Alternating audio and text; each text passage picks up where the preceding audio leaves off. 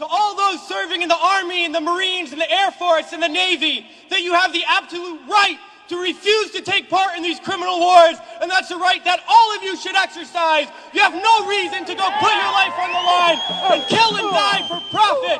We've been to Iraq, we've been to Afghanistan, and we know what these wars are really about.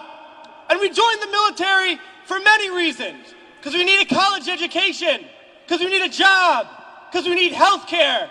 And then we joined the military, and they tell us that our enemies are poor people in caves in Afghanistan, or poor people in the deserts of Iraq. But we've been to those countries, and we know that our enemies are not other poor people abroad. Our enemies are the people that laid us off from our jobs, that denied us health care, that make it impossible to get an education. Our enemies are not in the poorest countries on the planet, but right here in the richest one.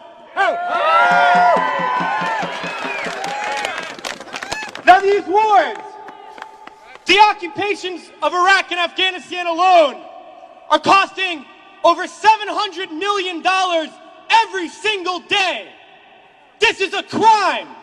Every single day, while so many of us are hurting. Well, I think all of us here, and the vast majority of people in this country, would agree that we can spend $700 million a day better than bombing people that we have no reason to bomb. We can spend $700 million a day rebuilding those countries we've destroyed. We can spend $700 million a day caring for the veterans we get home when they get home. And then we can spend $700 million a day giving every single person health care, a college education, a job, and a livelihood, and a home. That's what we need to be spending our money on.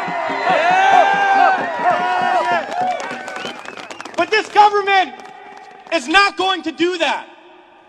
They're not going to use the money in that way. They're not going to end the wars. And they're not going to do it because it's not our government. It's their government.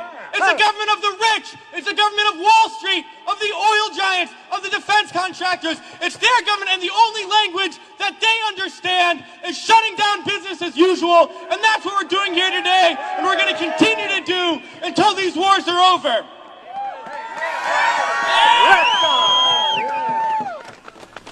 Well, it's crystal clear now that these wars are going to continue and expand and go into other countries. That is the trend. That is what we know, that there is perpetual war, and it's only going to stop if the people stand up and stop it. And that's what we're going to do, sisters and brothers.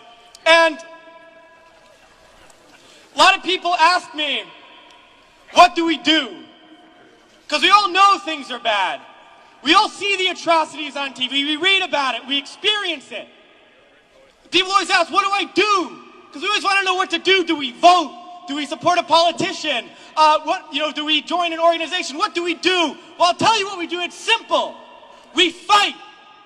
We fight and we fight and we fight, and we shut down our workplaces. We shut down our schools. We shut down the streets. We shut down business as usual, and we fight until we force the people in there to do what the people out here want, because that's how we're going to get around, and we're going to fight until there's not one more bomb drop, not one more bullet fired, not one more soldier coming home in a wheelchair, not one more family slaughtered, not one more day of U.S. imperialism. So let's fight to make that happen. We can do it today, and then the days ahead, we have to fight to end these wars and create a better world, sisters and brothers. So join us in that fight. Thanks.